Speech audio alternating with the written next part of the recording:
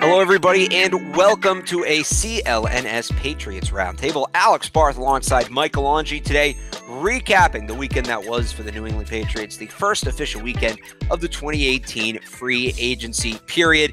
Patriots lost a lot initially, but they got it back over the course of, well, not got it back, but they've brought some players in over the course of a couple days. And Mike, I think it's safe to say, well, it hasn't been a great offseason for the Patriots. Fans are starting to step back from the ledge. Yeah, I would say so. I mean, the first couple of days, Patriots fans were freaking out. They lost, and it's with good reason. They lost, really good players: Danny Amendola, Dion Lewis, Nate Solder. That's a pretty big loss for any NFL team. But as Bill Belichick tends to do, over the next few days, he restocked that talent line with, I mean, as we were just talking about before the show, 5 additions in a matter of 3 or 4 days. Pretty impressive. Not exactly blockbuster moves by any means, not blockbuster signings by any means, but all good quality depth signings that should all be able to make an impact on the team. So just a quick recap here. The first move was a trade for Jason McCourty. Patriots traded a 6th, I believe it was, and got back a 7th in that one. They signed Adrian Claiborne. They signed Jeremy Hill.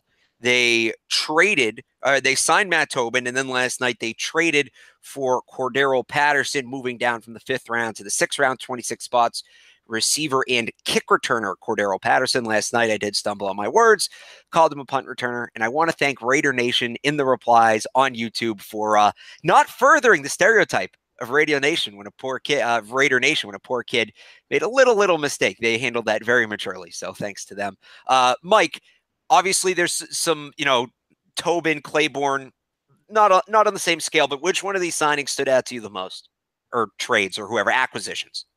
I think it has to be Claiborne simply because that was the biggest need, in my opinion, was the pass rush. Obviously it's been an issue for the past few years, but Claiborne is a guy who, really, beat the Patriots up in the Super Bowl in the couple games that they've played over the past few years. He's a really quality player, getting up there in age. I think he's 29 now, about to be 30. So, you got a little bit of a discount on him for that reason, but I believe the deal was 2 years, $12 million. Yep. That's exactly what I would spend on a guy like Adrian Claiborne. I think he's going to be able to come in. He'll be able to rush the pass for a little bit. He's a big-bodied guy, in addition to all the other big-bodied guys you now have on the defensive line. So your run defense should be a little better. That and the McCourty signing just would probably be the ones that stood out to me. McCourty, for obvious reasons, we have his twin brother on the team already. See, the Cordero Patterson one was interesting for me just because the rest of them we kind of knew, right? We heard Claiborne was coming for a visit. We heard Hill was coming for a visit. We've known for years that they wanted Jason McCourty. I was just sitting down at dinner last night, and all of a sudden I see Cordero Patterson to the Patriots stumble across my Twitter. Pardon my take. And that one just, it kind of, I don't want to say blindsided. I mean, I think with a player of that caliber, that's a bit of a dramatic term, but the one position everybody thought they were fine at depth-wise is wide receiver. Now, I know it's probably more of a special team signing, but you can get a special teams player at another position that maybe helps your depth elsewhere. But to do it at the wide receiver position, that stood out to me a little bit because now I think we need to have the discussion. Which of these wide receivers is the odd man out? Is the Brandon Cooks trade for real? Is Malcolm Mitchell's injury worse than we thought? Is Julian Edelman's recovery not going as well as we thought?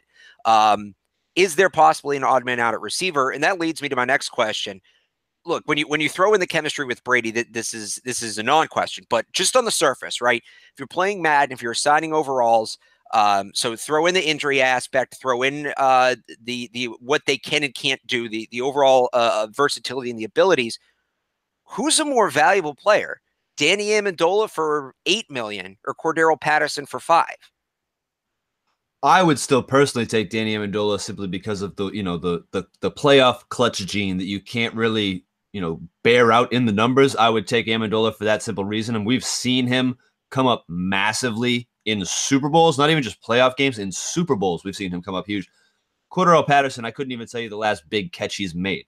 You know what I'm saying? So that's kind of the difference that I see there. In terms of your first point, I think it's fair to say that Cordero Patterson, will contribute more as a special teams guy. It puts into question, as we'll talk about, I'm sure, in a minute, the Matthew Slater situation where he was in Pittsburgh over the weekend. That was a little interesting to see. But I think, to your point, it's a contingency plan for all of those things. It's a contingency plan, for if Amendola is not healthy, for if Malcolm Mitchell's injury is really bad, for if Brandon Cooks can't get on the same page with Tom Brady. This is that Cordero Patterson trade is a contingency plan for, all of those things or any one of those things, I would say. And we'll discuss the Matthew Slater situation on a roundtable that will be up later today on the CLNS YouTube page. See, for me, I just go back to, first of all, Patterson's a lot more durable. He can do more offensively than Danny Amendola. Those end arounds, we know how much Josh McDaniels loves those plays. He's probably more of a threat on those plays than he is catching the ball. He can line up as a running back in the shotgun. The last time they tried to do that was Aaron Hernandez. We know how effective that formation was, and they've tried to go back to it through the years and just haven't found the guy. Maybe this is him. And again, returning kicks. So I think when you factor in his ability to stay on the field, when you factor in how he can change a game on special teams, yeah, Danny playoff Amendola, that will never be matched. But I think this does more in replacing Amendola than people realize. Look, you can't replace what Amendola did in the playoffs. I want to stress that a lot. But I don't think people are necessarily realizing as much as they should that this could be a possible Amendola replacement. One more thing about the moves over the weekend. A lot of very team-friendly contracts for the Patriots. They got Claiborne, like you said, for 2 over 12. The spot track valuation on him was 3 over 28. So they got him at $3 million less per year than was evaluated. Chase McCourty comes on a very team-friendly 1 year, $3 million deal. Patterson's 1 year, I think it's closer to 4 or 5 million, but still a lot lower than what some receivers are going for. We've seen the money the Dolphins have shelled out so far this offseason. And Jeremy Hill comes in a 1 year, and this is all the guaranteed money, $150,000 contract. I believe it can be worth up to 1.3 million. So with all these team-friendly deals, with easy outs, Mike, my question for you is, do all these guys make the team? Are we going to see all of these guys come whatever it is, September 5th, September 6th, whenever the opener is? I would say by the law of averages, no. I would say that it's probably more than likely that at least one of these guys won't make the team.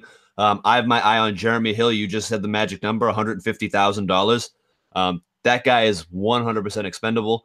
Not to mention there is already, even though you lost Dion Lewis in this past offseason, there's still a pretty steady stable of running backs on the Patriots roster right now. You still got James White. You still got Mike Gillislee. Still got Rex Burkhead, who you just re-signed. So, that's a guy who could find himself on the outside looking in if he continues kind of the downward trend that his career has taken since his rookie year. I was high on Jeremy Hill when he came into the league.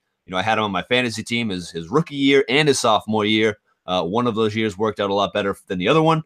And it's kind of been a downward trend since then. So he's had some fumble issues in the past. Gio Bernard kind of overtook him over the past 2 seasons especially. So he's a guy who's really going to have to work hard to make this team. And I'm not entirely sure it happens simply because they can afford to lose that $150,000 or whatever his cap hit would end up being. I guarantee it's got to be less than $1 million if they cut him or not. So. Yeah, I think between him and Gillislee, there's only room on the roster for one of them. They both have pretty easy outs in their contracts for the Patriots. And then a drafted running back, whether it's Sony Michel, Bo Scarborough, whoever, I think there's going to be a 3-way competition for that last running back spot. So we will see.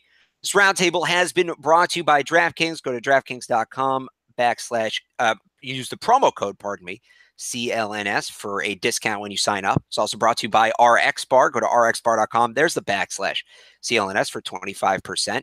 It's also brought to you by Hims as well. We'd like to thank all of our sponsors for bringing you this roundtable. We have more coverage, of course, on the CLNS Media YouTube page. You can also check us out on Twitter at Patriots CLNS. So for Michael Longi, my name's Alex Barth. We'll talk to you next time.